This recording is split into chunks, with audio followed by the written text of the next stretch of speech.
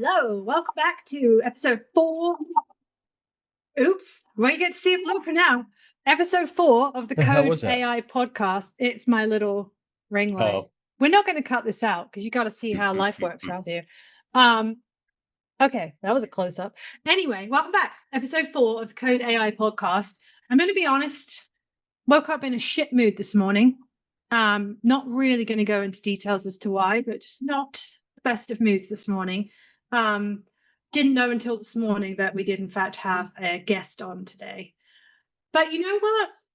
As I just learned from our guest, sometimes it's the small things in life that you don't think are going to have an impact that can impact you in a big way.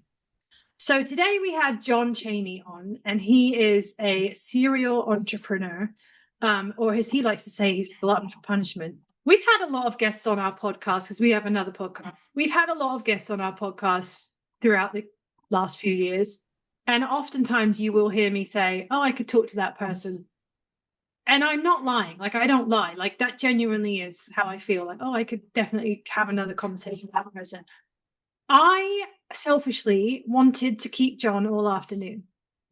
Like, all afternoon. And interesting guy. Yeah, very, very easy to talk to. Oh, my. Yeah. Just not only is he easy to talk to, but he talks to you on a level where I don't care how smart you are or how not smart you are. He's on your level. I don't know how he does that, but he's on your level. He's so likable, like so likable. His knowledge is vast, and he's just so generous with his time and his thoughts. And I genuinely, I want to have him back like tomorrow, because we had great conversations about a lot of things, but there's so much to do with AI and the world of AI and what surrounds the AI that we could have taken every single question we asked and done a real deep dive into each single one. I will say, I think this is the podcast where you and I have talked the absolute least, because you just sit back and you just listen. The way it should be, though, right? I mean, they're... Yes, but there are times when like a conversation happens, and we've done that. But I'm just happy to sit back and just let him go.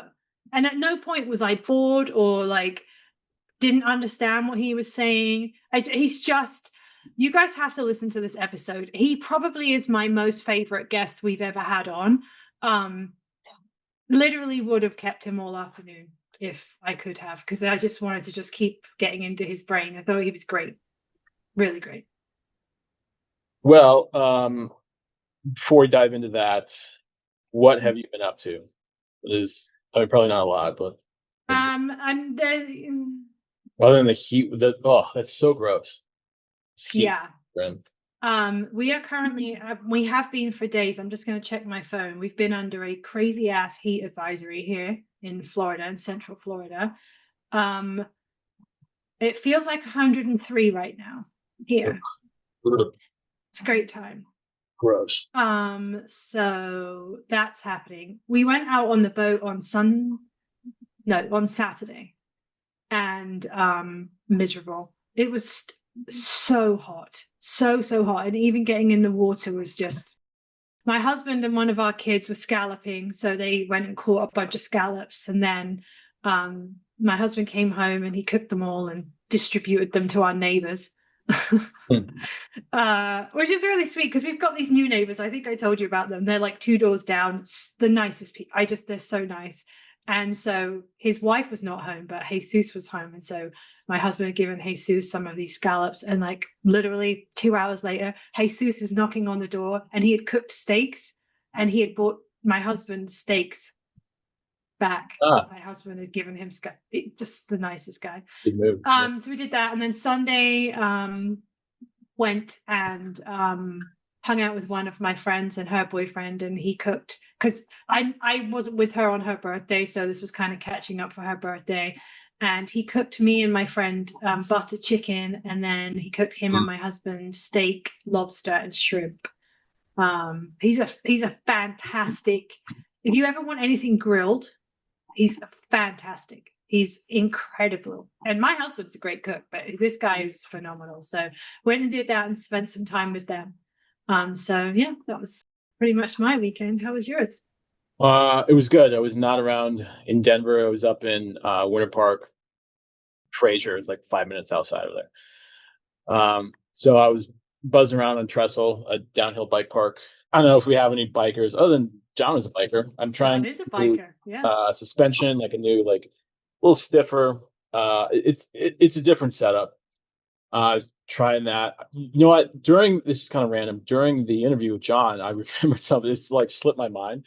I was behind this guy on a trail, and we were going like we were moving, like we were going pretty fast. It wasn't, it's not like a double black or not even a black. It was just like a intermediate trail. So just like hill, just ups and downs, and there's some trees on either side.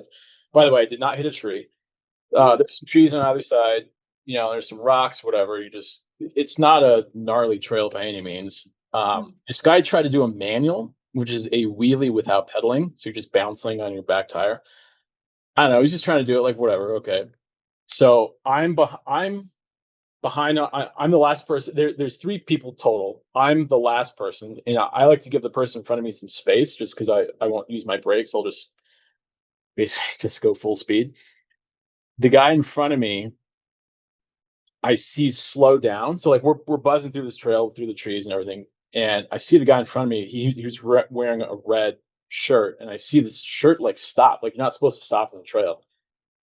And then this bike in front of him, as I got closer, was like tumbling, bump, bump, bump, bump. It was so the guy in the very, very front spot had crashed, and he was trying to do this wheelie.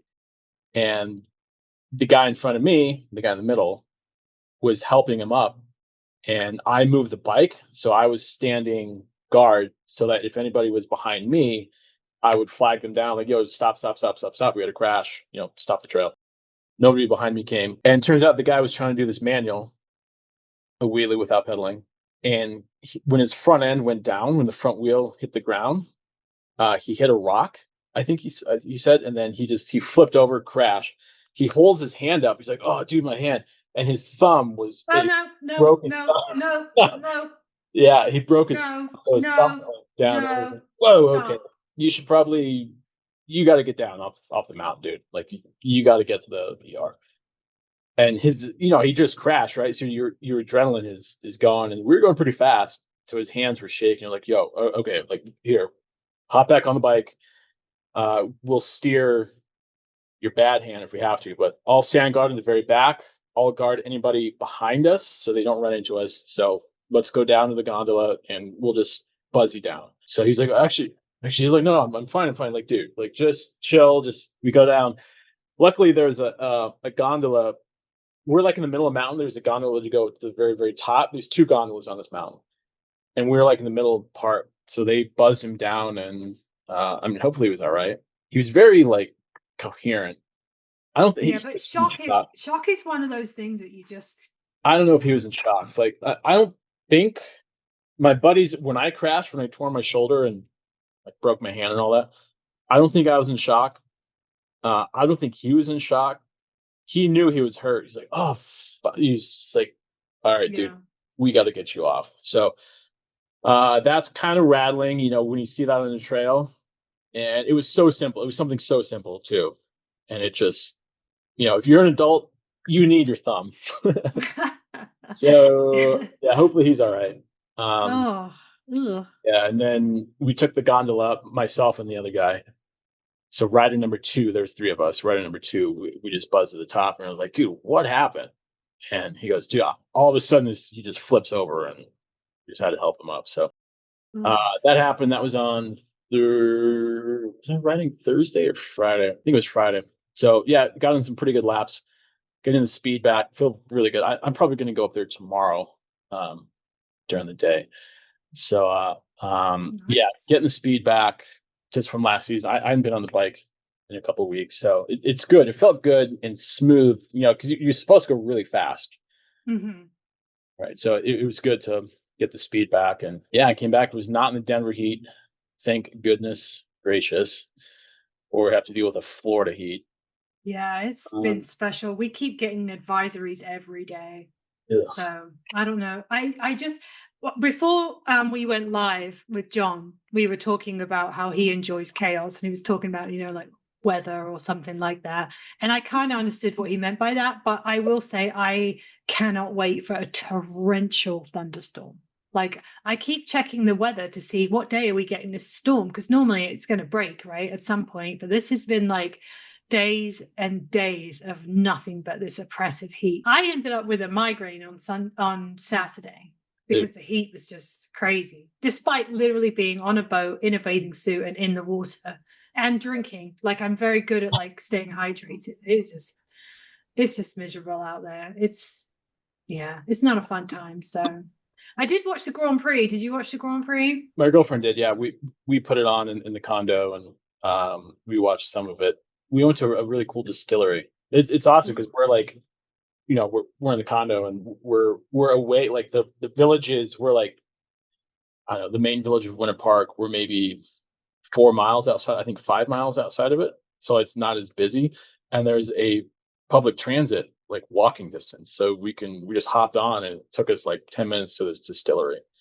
Oh, that's nice. So after that, when we came back, she put on some highlights from the race. I don't think my boy's going to get this championship this year. I don't want to sound defeatist, but I just don't see it happening. So, Who's your boy? Lando.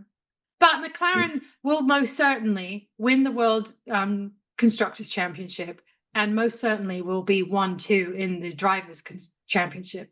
It's just a question of which one. Gotcha. So, yeah. But that's about it. That was my weekend. So, and then school goes back in 2 weeks. So. Oh, yeah. It's already the end of July. It's been a crazy, crazy summer. So that's it, I guess. Listen, everybody enjoy this episode. Everybody go check out Jon Cheney. You can find him on LinkedIn. He said he's on almost every other platform too. So Facebook. Excuse my dog. I don't know what she's doing. I think he said Facebook. He sometimes posts on Twitter, but not that Instagram. often. He's on LinkedIn. He posts regularly on LinkedIn. He has his own website. He's just, yeah. He's doing things.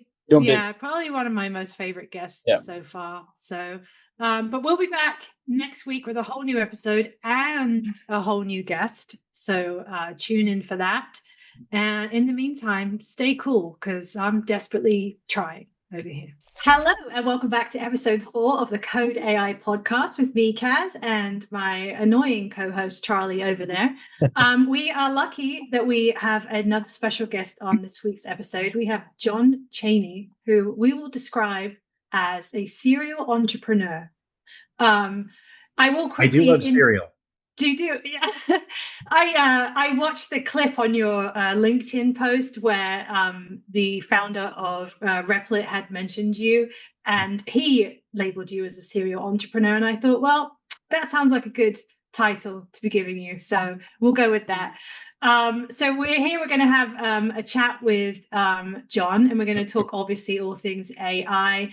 We're going to talk about his journey into AI, and we're definitely going to hit the highlight, which was where the founder of Replit discussed how quickly you were able to build the app using their website. Because I looked at their website, I learned what they did, and then I had seen the clip that you had posted on your LinkedIn, and I was like, he did what? How quickly? And what? So it's fascinating to me. So we're going to dive all into that, and then just some other general topics that we can talk about, because you definitely have a lot of experience with AI. So we did briefly talk offline, but I did want to talk about this. We talked about your journey a little bit and how you are an entrepreneur and have been really since you were a teenager. So was there anything specific that kind of sparked that for you? I know lots of people, they'll say like, oh, me going and doing this particular career, I definitely felt was a calling, or I didn't want to work for somebody else. Was there something even at that young age where you were like, I'm just going to go and do my own thing and see what I can create and come up with? Most certainly. And that's my father. And before I dive into that, first of all, super happy to be on here, Kaz and Charlie. Really excited to hopefully share a few things that can help listeners, maybe demystify AI a little bit. And to be more specific, you mentioned I was a serial entrepreneur. I think that probably means I'm a glutton for punishment. Definitely. Yeah. Entrepreneur is hard. But I really like to view myself in the AI world as an entrepreneurial AI teacher, right? I understand, like I've been there and done it. I've gone and raised, tens of millions of dollars and done it I don't know, call it the hard way. And I would call AI now, cheat mode, right? Easy mode in some ways. In other ways, there's certainly plenty to tackle. But anyway, excited that I can be here. And again, I've been an entrepreneur really my whole life. My dad, I remember my dad telling me when I was probably about 12 years old, he said, "Son, you're never going to get ahead in life working for somebody else." Right. Just that, I remember that phrase very, very specifically. And he said, that doesn't necessarily mean you have to own the company, but you need to be in control of your earnings. Right. And so he taught me how to sell. Right. He said, you got to be able to, if you sell something, you're going to get paid for it. If you sell two of those things, you're going to get paid for both of those things. Right. You got to put yourself in a position where you can really control. If you work harder, you make more money. Right. If you're, no offense to other types of employees, hourly and if you're a marketer, right, or a graphic artist, or whatever it is, and you're on a salary, if you work hard or if you're lazy, you kind of get the same paycheck every 2 weeks, right? Yeah. But as a sales rep, you can have a small month or you can have a huge month and triple your earnings if you just work hard. And so at the age of about 8 years old, I think was my first sales experience that I remember, where my sister and I, well, my parents obviously helped us, but my sister and I, she's 2 years younger than me, we went door to door and sold mistletoe. I'm from Houston, Texas, and mistletoe grows on trees there. It's way up high, way by these big bushels that are, like you're huge, you can barely pick it up with both arms as an adult, right? You go up, you climb up, you tie a little rope to it so it doesn't fall and break. And then you chop it and kind of just lower it down. And then we broke it up in little pieces, put them in Ziploc bags, printed off a little, message on some red paper around Christmas time. And, here's mistletoe, whatever. Probably looked it up in the encyclopedia because the internet didn't really exist back then when we were doing big. Remember, you all had the big books you had to renew them every few years. We had to pull the M out and look up mistletoe. Anyway, we wrote something cool down on it and then just went door to door. And who's going to say no to 6 and 8 year old selling mistletoe for $5 door to door, right? And so we had some people say no, but most people. So I learned, hey, wow, I can go around and people have money, and if I provide value, they'll give me that money, right? And so that just continued on through high school and all that stuff. But bottom line is, I started my first companies, actual companies as a teenager in high school, and then did it through college. It took me 8 years to graduate college, not because I didn't love college or I was failing, but I just took time to build businesses and to do things on my own, and eventually did graduate. And then, I actually, what was interesting, I'll say this one more thing on this before we move on, but I took an entrepreneurship lecture series, right, at BYU, which is where I went to school, and really smart entrepreneurs would come in every week and talk to us and just tell us their story and give us advice and things like that, right? And out of the probably 10 people that came in that semester, I bet 8 of them said, don't start a business right out of college. Don't go right to entrepreneurship. Go work for someone. I don't care how long you do it. Do it for a year. Do it for 3 years. Go work for someone. Learn how a business works. Learn what you don't like. Even if it's a bad business, great. Now you know what you don't want to do. Maybe it's a great one and you have a good mentor and someone to look up to. Go work for someone else. Figure it out, and then you'll identify your problem and go do it. But if you try to jump right into entrepreneurship right out of school, you're going to miss so many things, and you're going to have so many blind spots, and that's going to cause some problems. Now with AI today, you can maybe potentially fill in some of those blind spots, some of those gaps, if you know how to ask the question. So anyway. Yeah. Framing the questions and giving it the correct information is a hurdle. But I also think that comes with, that's what you just have to kind of learn that. And also I found this myself personally, is if I don't really know what I want, there's no way I can possibly get, say ChatGPT or Manus or whatever to give me what I want, because I don't really know what I want. So sometimes it's more of a exploratory conversation, and then I can kind of hone in more of, what you want. But your prompt is really crucial, I think, a lot of the times. But it's really critical. Let's say you're developing software, right? I mean, we're here because of a story about Replit, which is developing software. Yeah. Let's say you develop software and you just go launch it, right? And you don't think, okay, well, I wonder if there's any cybersecurity holes here, right? Maybe someone can hack the system, right? Then you're leaving yourself open to a data breach. That's not cool. People don't want their passwords and their usernames and their birth dates and their emails, whatever system and information. First of all, don't store anyone's information if you don't have to. But right.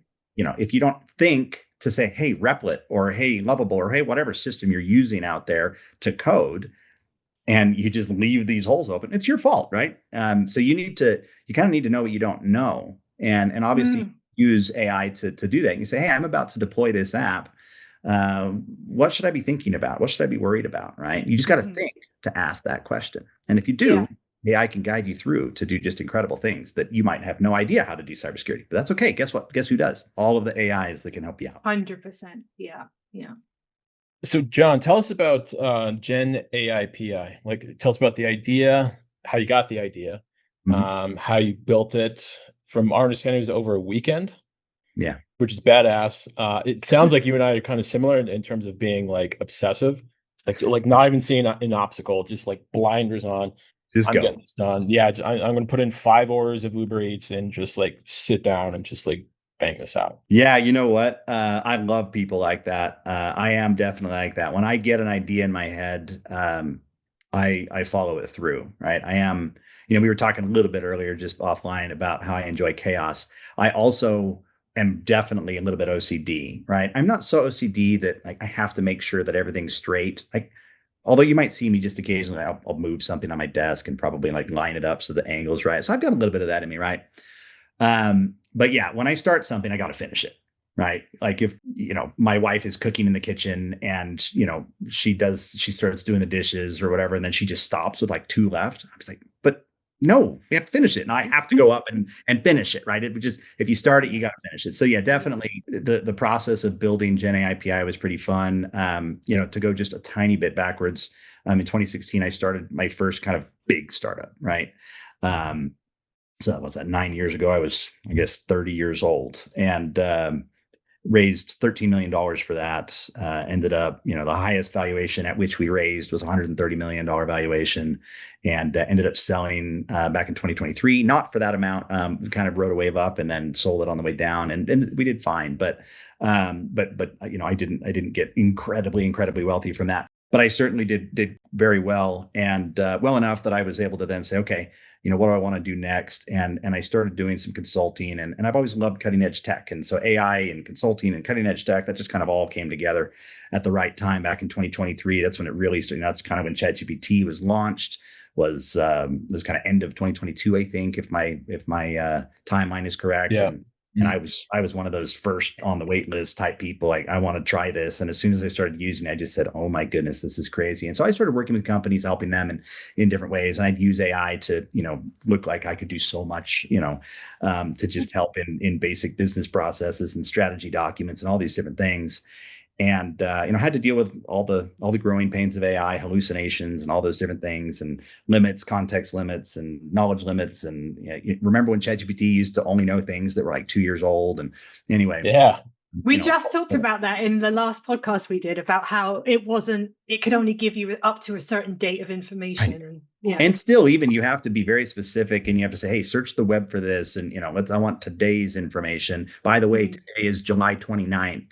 You even sometimes have to be very explicit in saying, okay, I need you to search the web and figure that out. So anyway, I'm an entrepreneur and serial entrepreneurs, like I said, we're gluttons for punishment, but we just have ideas. I've got tons of ideas that I want to do. I could tell you 10 business ideas right now that I think are awesome.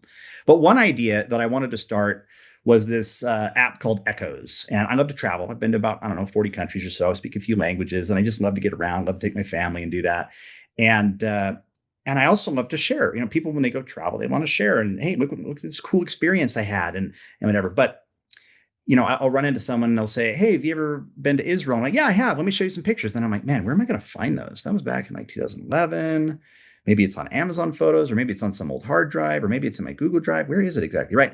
And you can potentially go on Facebook and try to scroll back and find some random album, or maybe like scroll for 20 minutes on Instagram and get back to where, you might find a picture or two. But I was like, man, it'd be so nice if there was like a map interface, like a pinboard, where I could just, here's where I've traveled, right? Here's John's map. Here's Kaz's map. Here's Charlie's map. And then I could just click on Israel on the map and, hey, there's that's when I went. And here's my, the date that I went here. And here's the things that I did. And here's the people I went with. And here's the stories. Here's the cool places I ate. So I thought it'd be cool to build an app like that. And so I found a dev shop I contacted a dev shop I had worked with in the past out in Ukraine and basically said, hey, what would it take to do an MVP? This is probably like August, September last year. So maybe about a year ago. And I got a quote back for $105,000. And okay, not surprising. That was kind of how it worked. And that day, literally that day, I saw somebody post something about this cool program called Replit that could build software, right? It was some VC out in California that said, "Hey, I just watched a founder whip up an MVP in like 10 minutes with Replit." I'm like, "What do you mean? That's crazy." And so I went straight to replit.com and I looked at it, I was like, "This is crazy." I immediately signed up for the annual plan before I put one prompt in. I just was like, I know this is going to be awesome. I need to try this. And it's $240 back then. I think it's a little more expensive now, but it's still unbelievably cheap compared to what I was ready to spend. I was ready to drop 100 grand. And here's what I did. I took the diagrams and the plans and the outlines and everything that this dev shop had done for me for free, just to like quote me. And I dragged it into Replit and I said, go. Right. And all of a sudden I had a working app, 20 hours later. Now I had to do some work and some prompting and stuff, but all of a sudden, within 20 minutes, I had a website up. I was like, what the heck? This is crazy. This kind of looks like it should work. And then, obviously it takes a lot more work. You got to go in and really massage it and bring all the features to life. But anyway, I was hooked, right? And so I started working with other companies and showing other people how to do this. And then in February of this year, about 5 months ago, I also post to LinkedIn every day. I'm religious about it. I, very disciplined about it. I post every single day, at least once, usually twice, sometimes 5 times if I have a lot to say. Which actually isn't good. It's not good to post 5 times on LinkedIn. Nobody sees it, but I just want to say it out loud. So anyway, I write a lot and I don't use AI to do my posts, by the way. It's all coming out of my twisted brain. But I just said, hey, you know what? I've got an idea. I wonder if I can start a business this morning, right? It was this Thursday morning, February 27th. And then can I build a piece of software and get my first customer tomorrow, right? Can I start today and get my first customer, 48 hours, within 48 hours, right? And, obviously I'd raised millions of dollars before, not because I wanted to make lots of money, but because I wanted to build software and I didn't know how to build software. So I had to pay people to do that. So I had to go raise money to even prove that my idea even had any merit. It was back in 2016, right? Anyway, long story short, I worked about 12 hours that day on that Thursday. I posted about it on LinkedIn. Tons of people followed, said, "Ooh, I want to follow. Let's see if you can do this." Mostly they probably want to just watch me fall on my face because people enjoy those kind of stories. And Friday, woke up, got back to work, and stayed up till about 3 a.m. Friday night. I worked all day. I didn't stop. I didn't move from where you're seeing me sit right here. And I said, you know what? I don't have Stripe set up. I don't have my payment set up. It's not quite done. I'm like, it's okay. And I posted. I said, you know what? I'm good. What I've built is incredible. Can't wait to show you guys. Anyway, Saturday, spent another maybe 7 or 8 hours and finished it, right? Ready to go. And so total of probably 30 to 35 hours over 3 days, right? It was done, ready to go. Turned on some Facebook ads and launched it. And then Sunday, I don't work on Sundays, took that day off, and Monday morning woke up and said, all right, let's see how much money I've made. All right, let's see if anyone's signed up. And I had 130 people that had clicked on the link on the ad. So the ads worked. They drove people to the site.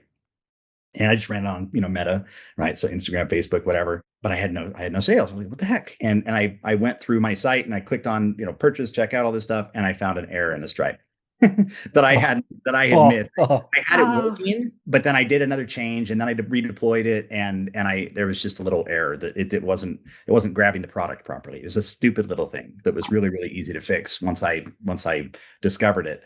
And so I said, okay, I still am in the middle of this challenge. I wanted to get my first customer by, one day after. Now I've had a weekend and now I'm kind of on my third day. But hey, I'm a sales guy. I know how to sell. I started selling at age 8 and I know how to do this. So I just jumped on LinkedIn and I started messaging a few business owners. I said, hey, I want to come teach you guys how to use AI. Right. And because that was my idea. I'll talk about what GenAIPI does. Right. And I got somebody to agree to a call and jumped on and had a $15,000 contract. Right. So within, 5 days, 5 calendar days, 3 or 4 business days, I had my first customer. And then over the next 30 days, I was over 6 figures. Right. And that has continued. And so my idea at GenAIPI, I really saw, I'd already been doing some consulting and I already knew that most people had no idea what was going on with AI, and their understanding of AI was, ChatGPT's, the new Google, and you kind of do searches. You mean me? Literally me. And yeah. And literally me. I saw that opportunity. I said, okay, I want to help train companies. If I'm going into a company, I first need to baseline. I need to figure out how much they know. So I need an assessment. Then I need to have some training. And then when they're done, I bet they'll like to say they're AI certified. So I'll make a certification. And a little bit of my background before I started my company in 2016, I was in the education tech space. And so I kind of had been around a lot of these certifying organizations like the ACT or the ACTFL or the TOEFL language tests and whatever. I said, you know what? The ACT at some point only had one customer in their first test, and that's how all businesses start. And so I made mine very official, right? And that was my approach. The General AI Proficiency Institute, and it was GenAIPI.org, right? And anyway, so it was all very on purpose and built to be kind of professional feeling and professional looking, even though it was just me, right? It was just me, in my proverbial basement, even though I'm on the top four here. But anyway, so it was just me, and I knew how to be an entrepreneur. And I said, hey, look, I'm not afraid of going out and selling and making this happen. And I learned, I had to pivot. My original hypothesis was I was going to be training individuals that wanted to know, how good am I at AI? I need to get training, and now I can throw this on my resume and I can use this to stay ahead in the marketplace. Turned out that my real market, the bastard to money market for me was, hey, let's talk to the CEOs and tell them about all the advantages and benefits of AI. And I can sell them on that all day long, and they'll just train their whole workforce all at once. And I'll sell, 100 people at once instead of one at a time individually through ads. So anyway, so that's where I've landed. And I work with a lot of companies, a lot of entrepreneurs, a lot of small businesses, medium-sized businesses, and everybody in between. So that was your first, I say big build, right? With Replit, what the story just told us now. So I don't know if that was my first big build. I would say Echoes was that travel app was the first. Oh, okay. That was and I had done some other things, but this was the first one that I said, okay, I'm going to really push this out in the public fast and try to get customers fast and prove that I could be making money with these things I was building in Replit. So instead of that costing, the project you were talking about costing $105,000 dollars, you realized it would cost you basically a weekend of your time at that point. Didn't really quite realize. I hadn't quite done that math in my head at the time. I didn't, when I was done, I sat down and I said, okay, ChatGPT, you got to tell me about this. Let's go through a model here. And I actually modeled it out because the thing that was a little bit, maybe more involved with GenAIPI was it wasn't just a piece of software that you just subscribed to. It also had a curriculum. And it had testing strategies and certifications, all these different things that you'd have to pay for separately. And then all the modules, all the admin systems, all the administration of all of that stuff. And so I, having just, raised money and sold a company, I knew what it cost to pay developers and how you run a company and all this stuff. And I did the math. And I think it would have taken me, without AI, me and a team, it would have taken us about 18 months to launch what I did in 3 days. And over that 18 months, we would have accrued roughly $3.2 million of cost. And I was able to do the entire thing for less than $400. So that's incredible. So when you break it down like that and you realize what you've just achieved in that weekend span and $400, is that the point at which you're like, all right, and you just go? You just, all of the ideas that you may have ever had that maybe have been cost prohibitive, or you just weren't sure if they were even worth spending that kind of investment because you just didn't know at the end of it all whether it was even going to be something. Is that the point at which you're like, I'm just going to literally throw spaghetti at the wall now? I've had all of these ideas. I know I can use something Replit or something equivalent to at least try and build it. Is that time? Is that like the jumping off point for you? Where you're like, I'm just going to do it. The one advantage, or I don't know, is the disadvantage, just a fact, right? I know how hard it is to build a startup. It's really hard. Yeah. It's not just about having that software. It's not just about having the product. What was so eye-opening to me, and what I just started singing from the rooftops from my LinkedIn, wall, was entrepreneurship has changed forever, right? Mm-hmm. It used to be that it was limited to people who had the rich uncle, or you saved a ton of money for years, or you go and you raise a bunch of money, which is, by the way, super stressful. It's the worst part of entrepreneurship. And as CEO of a company that raised $13 million, I can tell you at least 50% of my time over that span of 8 years was spent raising money. Easily 50% of my time. And that's not cool. That's not pursuing the mission that I was trying to accomplish, or working with the people and building cool stuff and getting customers and selling to the people that I wanted to sell to. I was having to sell to, people in their ivory towers, right? And that just wasn't as fun. And so spending all that time, again, I was I was held back from lots of ideas, like my Echoes app or my language app that I have and my other things and this music thing I want to do and all this different stuff, all these cool ideas I had, because it's $100,000. It's $100,000 a pop, right? And most people don't have that. Even an exited entrepreneur, I'm still looking at that saying, okay, well, I can do that a few times, but I'm not going to do that 20 times. Like, Right. There's no way I'm going to go start 20 different things. And so anyway, long story short, I really just started taking a lot of time writing about it, writing blogs, writing articles, posting, talking to people, working with companies, and trying to say, look, guys, you can do anything now. AI allows you to do your own legal work to a certain extent, right? Asterisks, right? But you can do your own legal work, your own software development, your own marketing, your own accounting, your own strategy, your own whatever. And you can draw from, all of the books that I have on my bookshelf over there, right? Without having to actually sit down and read it all. Now, I can have, I can argue both sides of this very easily, right? Like, is that smart to dive into places you might not understand? And I would say depends, right? But the bottom line is things like Replit, companies like Replit and tools like Replit allow anybody, right? I have 4 kids, ages 8 to almost 13.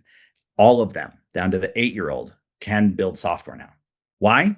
Because they can speak English. Because they can speak. Yeah. That's the language of AI. By the way, if they spoke Spanish, they could still build it. If they want to speak Morse code, they could still build it, because AI understands all of those things. It doesn't matter what language you speak to it. It can take that and interpret it and change it into outcomes, right? And so the only place my 8-year-old would struggle is, he's not going to know to ask that cybersecurity question. And he doesn't know all this stuff. But what he does know is how maybe a video game works. A video game has a start screen, and it has a new game button and a save game button and a quit. And when I push the W key, I go forward. And when I do this, right? And so he could literally just say, hey, make me a game where I do this, this, this, and this. And if I push the space bar, I jump and I go and I collect these things. All he has to be able to do is describe it. Heck, he doesn't even have to be able to type, although he can. But he could just turn on the voice and just dictate, here's what I want the game to do. And AI does this. Oh, hey, now let's make it do this. Hey, let's add this feature. And it just does it, right? And as long as you know what tools to use, you can do anything. Anyone can do anything. So with that in mind, that bar is being lowered, and having that obsessive mindset, I think, is an advantage. Kaz thinks I'm crazy. What would you tell vibe coders and builders listening? How do they just not go insane? Like what can they do? Can they go outside? Can they, if you're in Utah, do you mountain bike? Do you, how do you just release all that tension in your brain and not go insane? For me, it feels like a video game. Vibe coding feels like a video game to me. I have an objective. My objective is I want this button to do this, right? And so it might not sound as fun as, trying to get to that other side of the base or whatever, right? I don't play a ton of video games anymore. When I do play video games these days, I will play factory building games. That's what it's kind of this puzzle thing. I like puzzles, right? And a factory building game, Kaz is like, what does that mean? But so usually the scenario is something like this. You land, your spaceship lands on a planet. You're an astronaut and you're the only survivor, but you've got this cool tool that can scan for minerals. And then you can find copper, and then you find some silver, and you find some titanium or whatever, right? And you take it back to your ship and you use its little thing to create, a box, right? And then you can then you can find more recipes and unlock things. Now you can create a conveyor belt, and now you can create a little factory that turns, or a little smelter that turns copper into copper plates. And anyway, eventually you build this massive factory of all these ins and outs, and you build yourself a spaceship to go home, right? That's kind of the general, there's probably about 50 games out there that follow that line of thinking. And I enjoy that. I enjoy that kind of a feeling of progressing and getting further along. And so when I'm building now a piece of software, it's very similar, right? I start with, hey, here's just kind of a wireframe. And now I'm going to get my login functionality to work. Okay. And so I'm going to go down this. Hey, boom, I just succeeded with that. Now I'm going to get, my core functionality that I wanted this app to do to work, right? Maybe with that Echoes thing that, my digital pin board, right? Now my digital pin board works and I can see where I've traveled. And hey, now I can click on a pin and I can add more details to that, right? And so I'm just constantly, it's like digging shafts in a mine, right? I'm just digging deeper and deeper and deeper and deeper until I'm done. And anyway, so it feels like a game. And so to me, the unwinding is for me, I have to hit like a milestone, right? Oh, I finally got that system to work. And then, yeah, I'm going to get up. I'm a whitewater kayaker. I love mountain biking. I am in Utah. The mountains are amazing. Yes. I'm out doing whatever I can. I've got a disc golf course on my 5-acre little farm Oh, here. cool. Do you do Little, downhill mountain biking by chance? absolutely. You do? Oh, okay. Yeah, I was just in Trestle over the weekend here in Denver, amazing. so it's an hour and a half away. So cool. Are you near Virgin, Utah, by chance, or where the So Virgin, Red Bull Virgin's a hardline little is? further south, closer to St. George, probably three hours from where I am right now. So I'm up closer to Salt Lake Provo area. In a little, Okay. it's called West Mountain, little bunch of little ranches out here, farming community. I can see civilization right about 20 minutes that way. So I'm only Okay. 15 minutes from a Costco, but it's Mm. beautiful out here. It's quiet and So, peaceful. Kaz, I also think the advantage that you have over Charlie is that you do have a family. And so that is an element of, if, for example, you were hauled I'm up not in married for context. for I'm not like an context. orphan or Yeah. she may sound like I was He like doesn't have a wife, he doesn't have it. kids. Yeah, You have a like- wife and kids. I have a husband and kids. So you, like, if you were holed up in your room there for too long, I feel like either your wife would make you come out and get some air and some dinner, or a kid would need something. Charlie, on the other hand, did not leave his home for possibly weeks on end. I was like, you need to go outside, you need to get some groceries, you need to do this. And he's like, oh, DoorDash, Uber Eats. The man did not leave his house. He gets so entrenched in something that there is no off button. So when you were referring to the fact like you had a goal, and then once that goal was hit, you could be done for the day, spend time with your family, come back tomorrow, you've got another goal to hit. He doesn't operate in that scale whatsoever. It's just constant. And with no wife and children around, it was bad. I think it's really healthy to stop, right? You had so I'm a composer as well, a pianist, right? And I love writing music. And oftentimes, if I were to just say, okay, I want to go write a new song right now, I would go sit down at the piano and I would just start, I don't know, playing around with things. And what I'll do is kind of weird. It might sound kind of weird, but I will come up with something like, oh, wow, that's really cool. And I'll play it again. I'll play it maybe 3 or 4 times. And then I will get up from the piano and I'll step away. Right. And I'll go grab some water. I'll go walk outside for 10 minutes, whatever. And then I'll come back and I'll sit down. And then I'll try it again and I'll see if I can remember it. And if it's really good, it will stick with me because I'll be whistling it, humming it, and it'll draw me back to the piano. If I don't remember it, then I'm like, yeah, it wasn't that great, And I kind of just let the idea kind of go away. But when you step away, your mind gets clearer. If you're just stuck in it all the time, you don't get those shower aha moments, right? How many good ideas do you have in the shower? It's like, oh, I've got this figured out, right? You gotta just say, all right, I've done this, and I know I have a list of 45 other things that I need to get to work, right? But that's okay. I'm going to step away. I'm going to go eat. I'm going to go watch a TV show for 30 minutes, go watch an episode of something, and just do something else, and then stand up and be like, okay, am I being pulled back to this? And if so, what is the next thing that I need to be pulled back into? Right. Yeah. Charlie, you don't. I'm just go. No way. Well, I'm just going. Yeah. Well, it's like, I was learning how to code, and I didn't go to boot camp or anything. So I'm just doing it. And then you're like, oh my gosh, like here's a div, here's an H1. And then it's like, here's how to make a website. And then you make it and you're like, I think I can do that. I have this idea for this. I think I can make that. And then you make it. And then you just, to me, it's like slowly, like you're literally learning how to do it. And then it's like, okay, you can make a website. And I wonder if you can get people there. Then you learn SEO. And then, that's kind of where we went. So I love it. I want to go back a little bit. I know we've talked about Replit a lot, but this question is going to lead you to another question. When you said you did like echoes, when did you do echoes with Replit? Like 2000 and... Yeah, it was last year. It was last year. Oh, last year. 2024. So it would have been late 2024. So even since you built that, even since last year, have you seen the evolution of Replit and what the change that's been able to do just even since you built Echoes like last year? Has it been quite dramatic? Absolutely. It's incredible how fast AI changes, right? And one of the cool things about Replit is just a brilliant business model, right? There's this concept of surfing versus swimming that's coined by a good friend of mine who's about to publish a book on it. His name is Jeremy Witt, really, really awesome guy. And the idea of surfing is as the technology that you're built on, that your business is built on, gets better, does your business get better?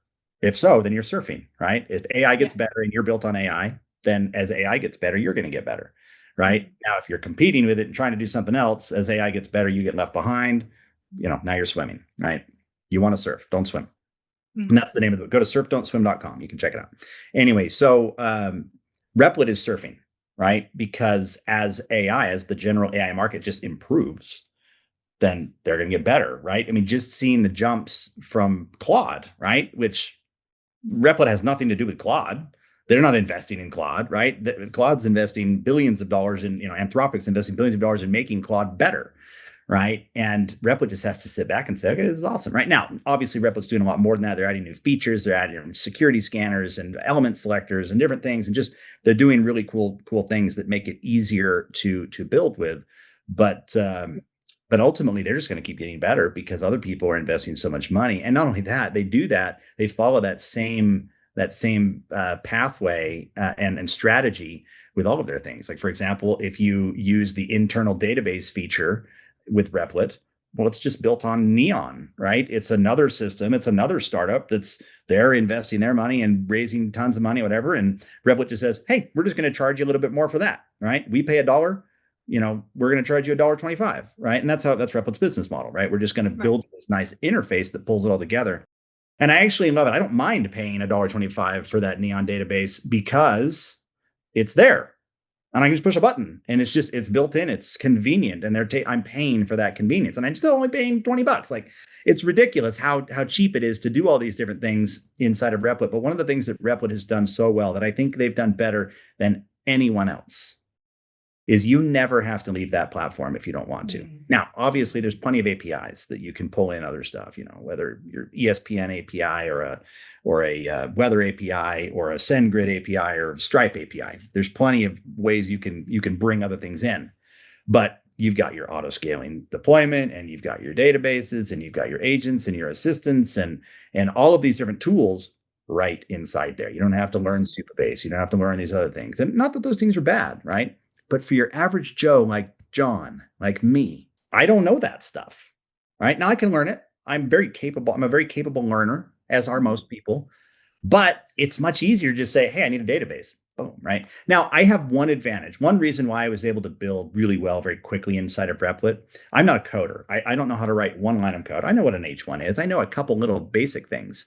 But I was a tech CEO, and I paid a lot of people a lot of money to come in and teach me about tech and to build tech. And I'm someone who's not just like, okay, go build it. I'm like, why are you building it that way? I've had that question. I've asked that question of my really smart CTOs and VPs of engineering and other developers. Tell me how this system works. Oh, well, there's this database and there's Kubernetes here and there's this there. So I just kind of understood the language of coding, and I got pretty good in sitting in meetings looking at whiteboard architecture. So I'm like, okay, I know how this all fits together, right? So my brain kind of already had that puzzle piece figured out. And so then being able to sit down and say, okay, I know that you need to do this, this, and this in order for this to work. So tell me your plan for this. And okay, yeah, let's go ahead and do that, right? So I just have a little bit of an advantage there. And so actually when I teach, so one of the really popular things I do with GenAIPI is I teach this course called How to Build a Business in a Weekend with AI, right? Because I had people asking me, how'd you do that? And I wasn't planning on teaching this course when I first started the business, but a lot of people just asked for it. And I said, okay, why not? And now I've taught hundreds of people how to do it. But part of the course actually is a little mini coding boot camp, right? I teach them about how to architect and what is a post or a get, what are APIs and what are these different things and how do they fit together? And just that little bit of understanding that most people don't really understand helps, right? As long as if you're a developer, it's basics, right? But if you're, a Kaz, right? No offense, right? But just someone who just has never been in that world, right? Then, man, 10, 15 minutes of just understanding basic architecture and code and being able to have the vocabulary around building software. And all of a sudden you're pretty dangerous. You can do pretty amazing things. I also, this isn't my next question. It was more of an observation when I was thinking about what you were saying. But I also think a lot of it is like, you don't know what you don't know, right? So say you have a business that you think works pretty effectively, and your productivity levels are fine. I think there's a lot of an element of not being able to, if you don't really understand AI and you don't understand the tools out there, you don't really know what AI can do to your business, what it can bring into your business, and what tools you even need. So having somebody who's got like a vast experience like you do, be able to come in and identify, oh, with this particular side of your business or this role or this department, you literally could use this and eliminate, hours of time or something. So I think a lot of it's also having that kind of understanding of exactly how useful, it could be to your business. Yeah, that's one thing that I think my students really appreciate from my teaching. It's probably a little bit different than a lot of other, there's a lot of people that are smarter in AI. They can build an LLM custom and do all this stuff, whatever. I know how to use all the tools to do all that, right? But what I do know is entrepreneurship. Right. And so I teach entrepreneurship at 100x the speed, at 100th the cost, right? $3.2 million to $400, whatever that math is, 99.9996 reduction, whatever it is, right? And instead of a year and a half, it's only 3 days, right? And so, but yeah, you have the marketing and the business and the sales and you got to come up with a good strategy. You have to have go-to-market strategy and pricing. And one of the things that I want to say here to anybody that's vibe coding is I think a lot of vibe coders don't think about those things enough when they're building their software. They just say, I have a functionality in mind. Here's what I want it to do. Before you write one line of code or ask AI to write one line of code, you better have a 5-page business plan. Mm-hmm. Use AI to build it. Use ChatGPT, use whatever the heck you want to build it. But make sure that you understand, here's how much I'm going to charge. Here's my unique selling proposition. Here's where I'm differentiated from the market. Here's my go-to market strategy, et cetera, et cetera, et cetera, et cetera. And you've thought it all out. And you can do that in an hour on ChatGPT, right? Just have it help you build a business plan and have it interview you, have it ask you questions, right? Tell it everything, make it yours, but have ChatGPT organize it. Then take that business plan and drop it into Replit as part of your things, and then create an MD file that says businessplan.md, and then tell your replit.md file to reference the businessplan.md file as it continues to grow. So now as Claude is sitting there thinking about your business or your software, it's thinking about your software in the context of the business plan. Yeah. That's where a lot of developers, or smart developers, right, forget, like, oh my gosh, I have to tell it why. Because if you don't tell it why, it's going to fill in the gaps with its own crazy ideas, right? Mm-hmm.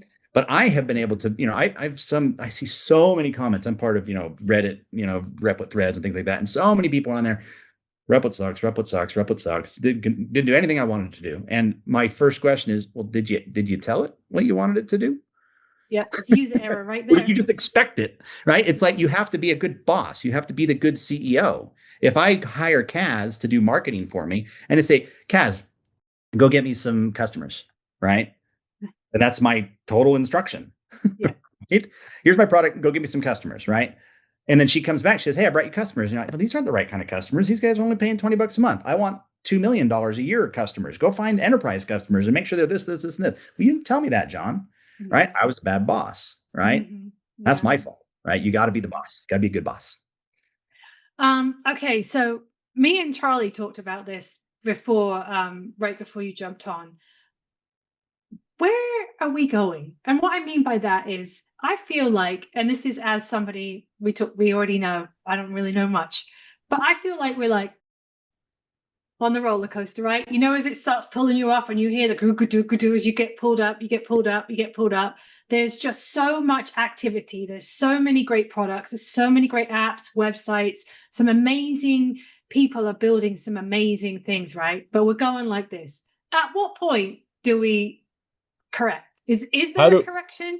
How do we avoid the crypto crash in 2018? Because we don't want to. Yeah. It's a very, very good question, one that a lot of smart people are asking and trying to answer. And I'll I'll share one thing that we were talking about a little bit earlier, but the rate of increase with AI is so much faster than anything we've really ever experienced before, right? Many people are familiar with the concept of Moore's law, which basically means that, let's say you want to buy a hard drive, a terabyte hard drive, and today that costs $100, right? Moore's law states that every 18 months, the accessibility to that same amount of storage or the same amount of compute power doubles, right? So in that case, the 1 terabyte, theoretically 18 months from now, should only cost $50, right? It's half, right? It's increased by double, right? The accessibility is increased by double. If you look at the last 5 or 6, 7, 8 years even, AI is on a trajectory right now of increasing at a rate of 10x every 12 months. Okay. So to extrapolate that forward, to look at, to kind of bring it into, what is that, least common denominator? I don't know what it is, right? Least common multiple, I think, actually. Anyway, let's go to 3 years out. So 18 months times 8, times 2, 36 months, that's 3 years. So Moore's law, 2 times 2, that's 2 iterations right there. Every 36 months, your CPU power, your storage power, your basic technology power increases by 4x, right? Every 3 years. 2 times 2 is 4. Extrapolate that the same, 10x every 12 months, 3 years, 10 times 10 times 10. 10 times 10 is 100. 100 times 10 is 1,000, right? People don't realize it's not 10 plus 10 plus 10. It's not 30x. It's 1,000x, right? Yeah. So the accessibility, if you look at the price, for example, of APIs related to GPT 3.5 or whatever, right? It's literally 10x cheaper today than it was 12 months ago, right? I mean, you can just go look it up. It's very easy math to continue to look at that. And so when you have something that's improving at 1,000x every 3 years, and by the way, it's 10,000x if you add one more year, and 1,000,000 times if you go 3 more years, right? And so it's really hard for our brains to really understand this increase. And one of the things that that's happening right now also is AI is learning how to improve itself, right? That's called recursive self-improvement. And that is happening right now at Anthropic, at OpenAI, at these different organizations. The amount of code that is written completely by AI, meaning it is figuring out it needs to do it on its own, is somewhere around 20%, right? And so that will continue to increase until maybe it's at 100% or 80% or whatever, right? But the rate of increase doesn't seem to be slowing down. And so what is the point of no return, the doomsday, the Terminator, the Skynet, all those things you can worry about? Who knows, right? A lot of people believe AGI is legitimately here within 3 years and ASI is 6 years. We could be off by a few years in either direction on those things. AGI could be here next month, right? Someone does a breakthrough and hey, it's there. You're already starting to see with like Grok 4, things called emergent AI, right? Emergent AI is where AI comes up with something completely novel, right? And most AI up to today is just regurgitating things that it's been taught, right? Emergent AI says, okay, now we're going to cure cancer in a way you've never thought to do before, or hey, we're going to solve this coding problem in a way that has never been done before. Right. And so we're starting to see the beginning of that. And that's the beginning of AGI.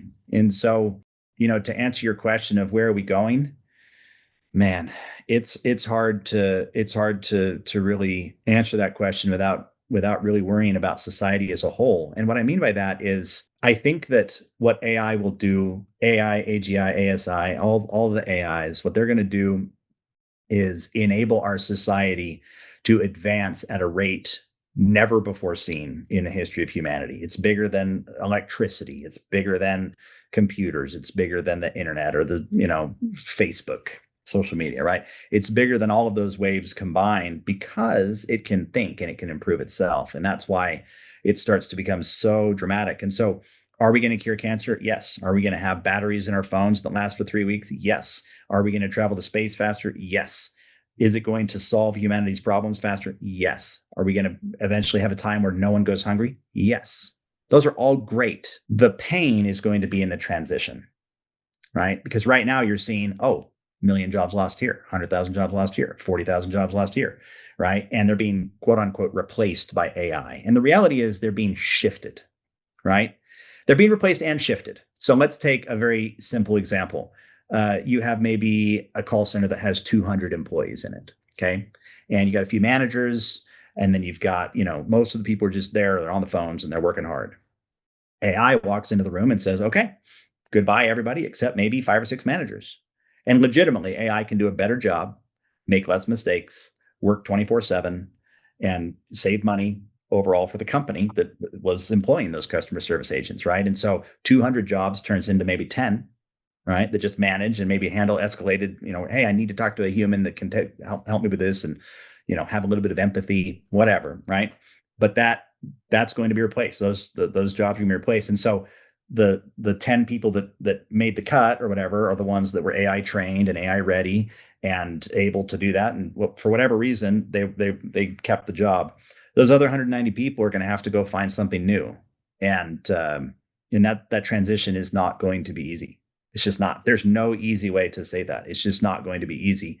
But I do believe that those people will then be saying, okay, now I'm going to be working with this AI system to help build rocket engines, right? I mean, they're going to do cool stuff, right? They just have to redefine their pathway, right? I mean, everyone that's had a career path until a few years ago, it's going to get disrupted. The estimates are that between now and 2030, roughly 400 million jobs will be completely eliminated.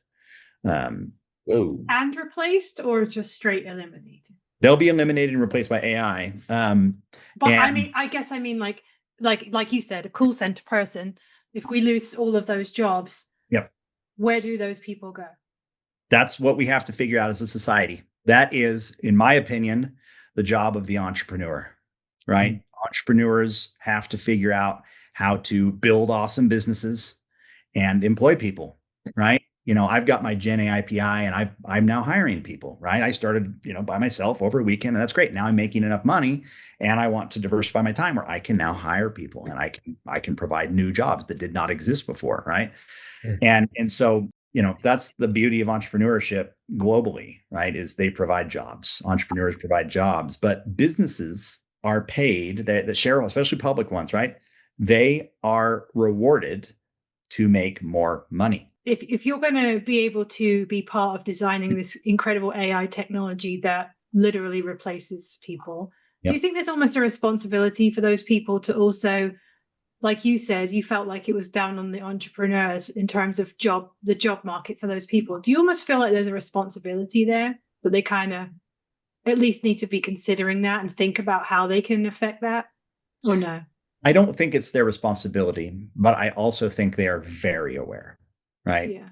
I pay very close attention to everything that the top, call it 100 AI minds are saying. Right. And, the Sam Altmans, the CEOs, the people in the C-suites that are making decisions, the Mark Zuckerbergs, whatever. Right. Whether you like them or not, that's irrelevant. I think they're aware. I think they understand what I'm talking about here, that the technology they're putting out in the world is changing the world. Mm-hmm. And I think that progress is painful. It's always painful to some degree, right? People said this about, it's really interesting. If you look 100 years ago, something like 92% of people were farmers. Isn't that crazy? Mm. They might be full-time farmers, but they were farmers. And today it's about 1 out of 50, right? And so if you were to talk to people 100 years ago and say, hey, in 100 years, only 1 out of 50 people will be farmers. They'd be like, well, what's everyone going to do? What are you talking about? Like, how are we going to eat? Like, there's not enough food to go around, right? The reality is technology overall is good, right? When you look at society as a whole, from a macro perspective, we are going to produce more food. We are going to cure more diseases. There's going to be more abundance. Everything's going to get better because of AI. But when you then zoom into the micro level, to the family of the husband, the wife, whoever just lost their job because AI replaced it, yeah, it's painful.